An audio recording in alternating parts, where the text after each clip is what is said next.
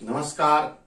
आज का मेरा वीडियो इरेक्टाइल डिस्फंक्शन या एंडोथेलियल डिस्फंक्शन या यौन संबंधी शक्ति का कम हो जाना पुरुषों के लिए, इस पर आधारित है। राइट। इसके दो तरह के कारण हो सकते हैं। एक तो नॉर्मल केसेस है, नॉर्मल वजह से इरेक्टाइल डिस्फंक्शन या एंडोथेलियल डिस्फंक्शन कॉज हो रहा है। राइट। तो उसके कारण क्या समस्या आती है? उसके कारण समस्या ये आती है कि लोग यंग एज से यौन वर्धक दवाइयां जैसे वियाग्रा वगैरह का ज्यादा इस्तेमाल कर लेते हैं। उसके कारण यंग जनरेशन में ब्लड प्रेशर और हार्ट अटैक की समस्याएं ज्यादा हो रही हैं। जबकि इनका उपाय बहुत सिंपल है, बहुत आसान है। नॉर्मल केसेस में बोल रहा हूं मैं। राइट। इनका आसान बहुत कैसे है कि आपको क्या करना है, जब आप अपने परिवार में हो, मतलब अपने घर में हो, तो आपको टेस्टिस को कूल डाउन रखना है। क्योंकि मेडिकल साइंस भी यही कहता है कि जब तक हमारी टेस्टिस का टेम्परेचर नॉर्मल बॉडी से 2 डिग्री नीचे होता है तो स्पर्म की प्रोडक्शन और टेस्टोस्टेरोन की जो प्रोडक्शन है वो बहुत अच्छी होती है। तो नॉर्मल बॉडी अगर माथे का टेम्परेचर जितना है, मान लो ये आपका से 98.6 डिग्री फ़ारेनहाइट है। राइट। तो पुरुषों के जो बॉल्स हैं, टेस्टिस हैं, उनका टेम्परेचर 96.6 होना चाहिए, यानी बिल्कुल 2 डिग्री का। अगर 97 है तो 95 कर लीजिए यहां, अगर यहां 96 है तो 94 कर लीजिए। ये 2 डिग्री का डिफरेंस कैसे मेंटेन होगा? जबकि स्त्रियों में उल्टा होता है। स्त्रियों में ओवरी का टेम्परेचर यहां के मुकाबले 2 डिग्री ऊपर होता है, महीने में कम से कम 20 दिन। चलिए वो तो मैं बता चुका हूं, लेकिन मैं पुरुषों पर फोकस कर रहा हूं। तो 2 डिग्री कम, इसीलिए हर एक जानवर की टेस्टिस बॉडी से बाहर होती है ताकि उसकी कूलिंग डाउन होती रहे। तो हमने इसको कूल डाउन कैसे करना है? जब हम अपनी व्यक्तिगत लाइफ में हैं, अपने कमरे में हैं, तो हमने धोती पहन के रहना है, धोती या लुंगी, और कोई भी अंडरगारमेंट नहीं पहनना है। टेस्टिस को लूज छोड़ना है, और बीच में जितनी बार यूरिन पास करने जाएं, तो बहुत ठंडे पानी से टेस्टिस को कूल डाउन करना है। लेकिन ध्यान रखें, कूल डाउन में टाइट कपड़ों के साथ नहीं करना। टाइट कपड़ों के साथ करोगे तो मॉइस्चर, नमी बनी रहेगी, जिससे सड़न पैदा हो सकती है। इसलिए धोती वगैरह कोई ऐसा लूज ड्रेस आप पहन सकते हैं। ये तो नॉर्मल केसेस है। अगर ऐसा करोगे तो नॉर्मल तरीके से आपका टेस्टोस्टेरोन लेवल हाई रहेगा और स्पर्म की प्रोडक्शन अच्छी होगी। अगर टेस्टोस्टेरोन लेवल अच्छा है, स्पर्म की प्रोडक्शन अच्छी है, सीमन फ्लूइड जो हमारी प्रोस्टेट ग्लैंड में बनता है वो भी नॉर्मल बॉडी से कम टेम्परेचर होगा, तब ये अच्छा बनेगा। तो ये सब चीजें जब अच्छी प्रोड्यूस होंगी तो आपको इरेक्टाइल डिस्फंक्शन या यौन शक्ति की कमी महसूस नहीं होगी। इसके साथ साथ नॉर्मल केस में बोल रहा हूं, अभी मैं बीमारी के केस में बाद में आता हूं।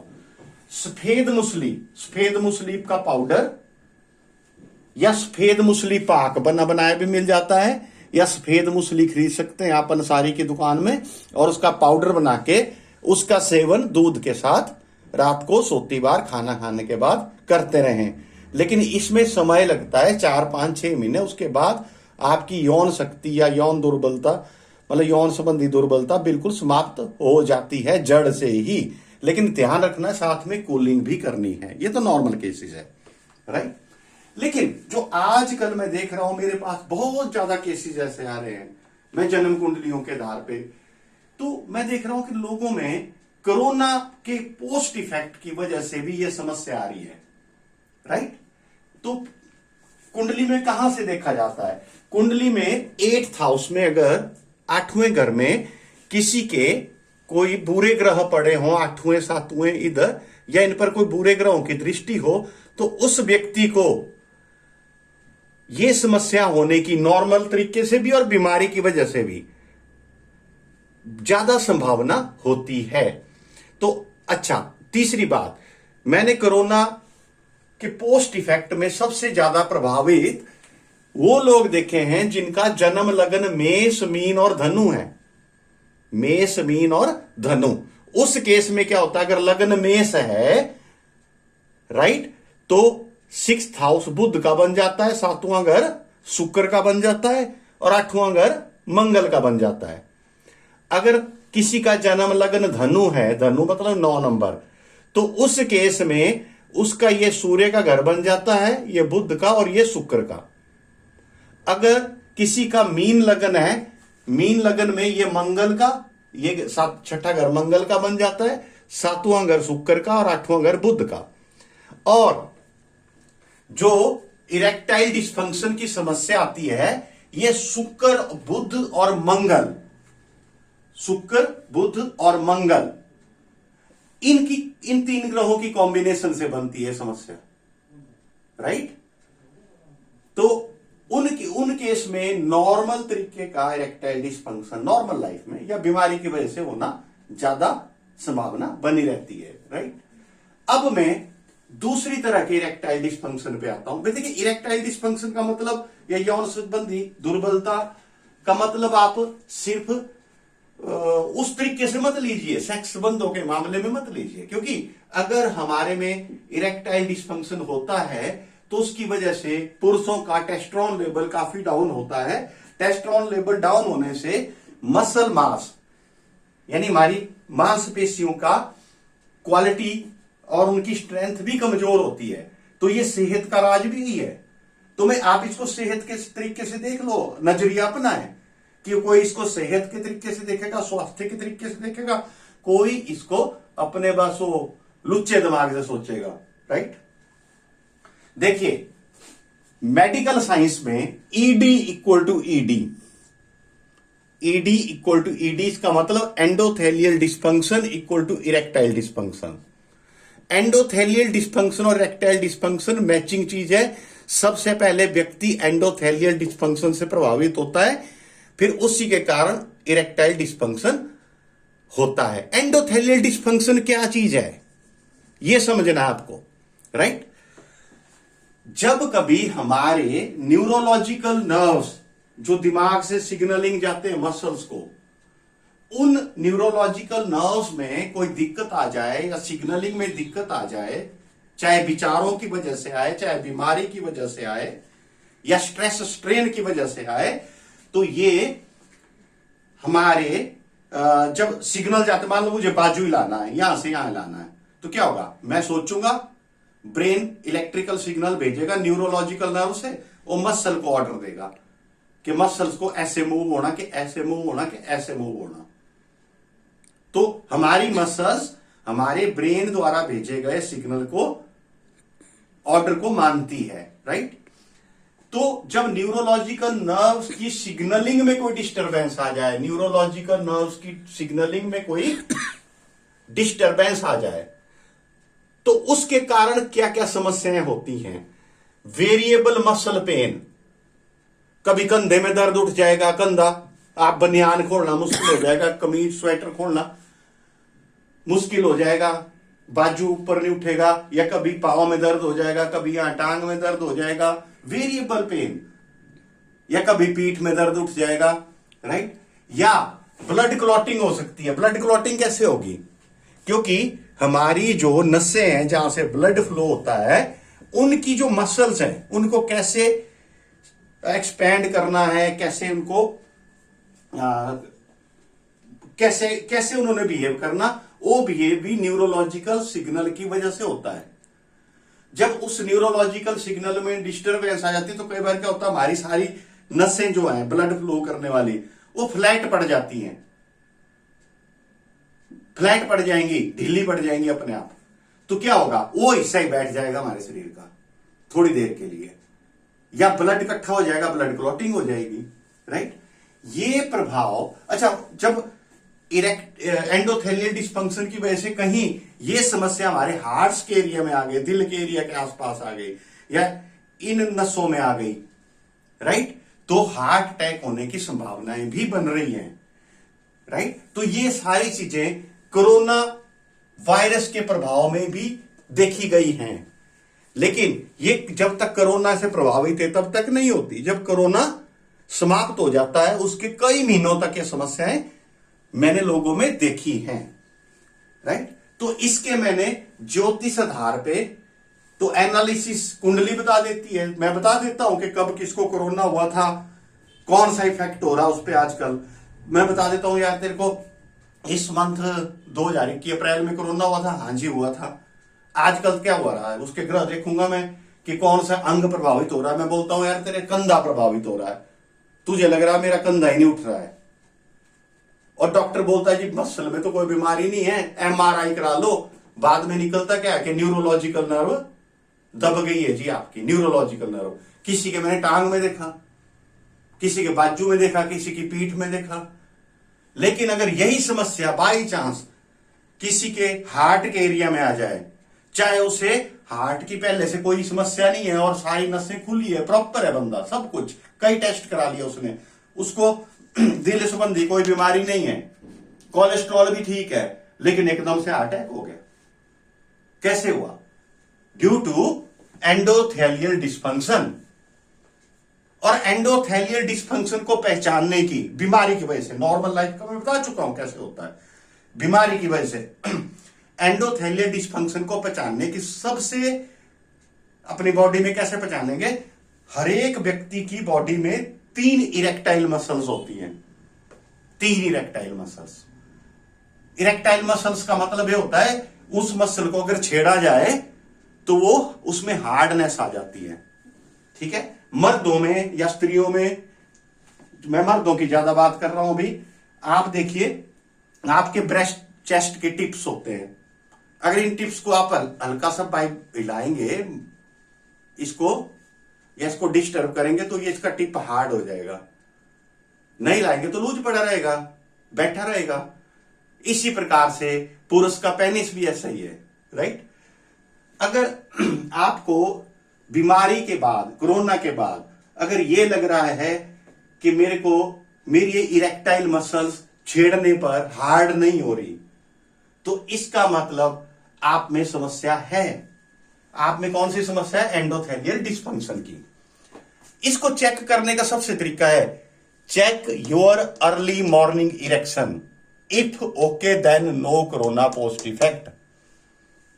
तब फिर नॉर्मल वाला है, फिर नॉर्मल वाली है। देखिए अर्ली मॉर्निंग इरेक्शन क्या होती है? जब सुबह का समय होता है 3, 4, 5 बजे जो भी है, तो आपने देखना है कि बिना कारण किसी भी पुरुष का पेनिस में हार्डनेस आई पड़ी होती है अपने आप ही, चाहे बच्चा भी होगा, छोटा सा बच्चा जिसमें भी कोई वो चीजें, जवानी वाली चीजें भी आई भी नहीं, लेकिन बिल्कुल छोटा सा पैदा हुआ बच्चा भी 2-4 महीने का, उसमें भी ये दिखती है चीज कि अर्ली मॉर्निंग इरेक्शन होती है, पेनिस में हार्डनेस आती है, ठीक है। अगर बाई चांस अगर आपको कोरोना हुआ पड़ा है कभी, आज से साल पहले भी, और ये समस्या है, तो आपको उपाय करने हैं। एक मैं आयुर्वेदिक उपाय बता रहा हूं, ठीक है, और एक में इसमें जो मॉडर्न एलोपैथी है, दवा है, उसका नाम देखिए 3, use blood thinner regularly. Blood thinner दवा का इस्तेमाल करना है। ब्लड थिनर में आपकी चलिए वैसे तो डॉक्टर को सलाह करनी है, मेरी नहीं माननी इस मामले में, डॉक्टर जो बताए, लेकिन मैं जो अपने लिए इस्तेमाल की कभी, वो डिस्प्रिन, सॉल्यूबल डिस्प्रिन, एस्प्रिन जो पानी में घुल जाती है, तो दूसरे तीसरे चौथे दिन 2 गोली पानी में घोल के ले लेनी है। हालांकि नॉर्मल सर दर्द के लिए लेती है, लेकिन इसको ऐसे ही ले लेना है, ठीक है। दूसरी चीज बता रहा हूं मैं, आयुर्वेदिक काढ़ा, इसको नोट कर लेना, इसको प्लीज पूरा फोकस करके काफी देर रखिए ताकि लोग पढ़ सके। काढ़ा किस चीज का बनाना आपने, ये मैंने आइटमें लिख दी, 6 आइटमें हैं। छोटी इलायची 40 रुपए की, मैं रुपयों में इसलिए लिख रहा हूं कि इजी होता लोगों को खरीदना, इतने ग्राम उतने ग्राम नहीं, मैंने उनकी प्राइजेस के हिसाब से कैलकुलेशन कर ली है। छोटी इलायची 40 रुपए, अश्वगंधा 40 रुपए, तुलसी 30 रुपए, तुलसी के सूखे पत्ते मिल जाते हैं, मुलट्ठी 30 रुपए की, दालचीनी 50 रुपए की, वनक्सा 40 रुपए का, कुल 230 रुपए की आइटम्स आएंगी है। आप इसी पे फोकस रखिए। भी आपने क्या करना है, हर एक आइटम को अपने मिक्सर ग्राइंडर में अलग अलग से पीस लेना है, लेकिन छानना नहीं है उसको, उसका छान के उसका पाउडर नहीं निकालना। जितना पीसा गया उतना पीसा गया, उसकी जड़ें दिखेंगी साथ में, उन सबको फिर अलग अलग पीसने के बाद मिक्स करके रख लो, और दूसरे तीसरे दिन काढ़े की तरह पानी में उबाल के, चाहे नींबू टी बना के, चाहे नॉर्मल टी में डाल के मसाले की तरह पी लीजिए। लेकिन ध्यान रखना, इससे गर्मी हो जाती है कई बार। अगर गर्मी होने लगे तो इसकी नींबू टी बनाइए, या अगर बहुत ज्यादा गर्मी महसूस हो तो आप फिर बीच में बी कॉम्प्लेक्स की टैबलेट ले सकते हैं विटामिन की। ठीक है, ये पर डॉक्टर को सलाह कर ले, लेकिन काढ़े के लिए सलाह करने की जरूरत नहीं है। ब्लड थिनर के लिए जरूरत है, कौन सी लें। और अगर इससे मुक्त हो गए लेकिन फिर भी आपकी यौन शक्ति की दुर्बलता बनी रही है, तो आपको सफेद मूसली पाउडर चाहे खुद बना लो सूखी लेके पंसारी से, चाहे बना बनाया ले लो, या सफेद मूसली पाक दूध के साथ रात सोती बार लेना है। एक उपाय और बता रहा हूं, चांदी का कोई बर्तन जैसे चम्मच या कटोरी, इसके साथ खाना खाना, आपको उस चांदी का चम्मच यूज करना है या चांदी की कटोरी में। पर ध्यान रखना है, चांदी के चम्मच या कटोरी में बहुत ज्यादा खट्टी चीज, नींबू प्रकार की खट्टी चीज नहीं खा सकते। अगर वो खट्टी चीज खानी है तो किसी और बर्तन में खाओ, ठीक है। या अगर आप चांदी की कटोरी या चम्मच नहीं बनवा सकते, क्योंकि चम्मच 4-5 हजार रुपए का बनेगा, कटोरी 2,500-3 हजार रुपए की बन जाएगी, 2,500-3 हजार की बन जाएगी।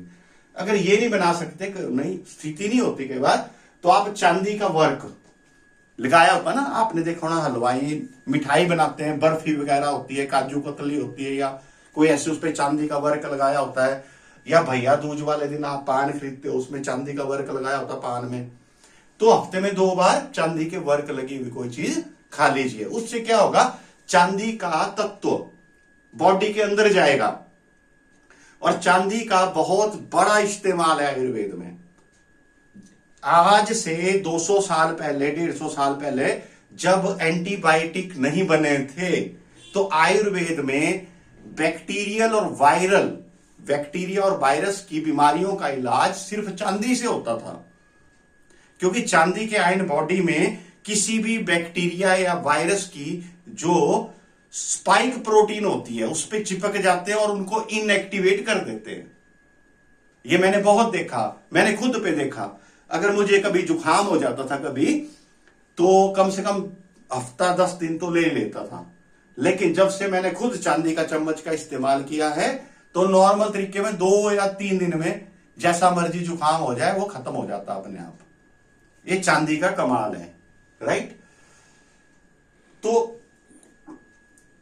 पुरुषों में अगर एक ध्यान रखना है, जन्म कुंडली में अगर 8वें घर में ऐसे ग्रह हो, राहु शनि, 8वें 7वें में, 8वें और 7वें में राहु या शनि या केतु, इस प्रकार के ग्रह हो, तो ऐसे व्यक्ति को, या शुक्र आ जाए 7वें में, या यहां आ जाए, तो ऐसे व्यक्ति को इरेक्टाइल डिस्फंक्शन की समस्या होने की ज्यादा चांस होते हैं।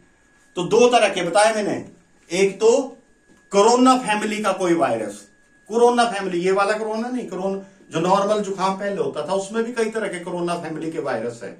कोरोना फैमिली के वायरस, कुछ एक वायरस जो हैं, वो हमारे न्यूरोलॉजिकल लेवल तक इफेक्ट डालते हैं, प्रभाव डालते हैं, और न्यूरोलॉजिकल लेवल तक वो प्रभाव डालने के कारण वो क्या करते हैं, एंडोथेलियल डिस्फंक्शन पैदा कर देते हैं, जिसके कारण इरेक्टाइल डिस्फंक्शन हो जाता है।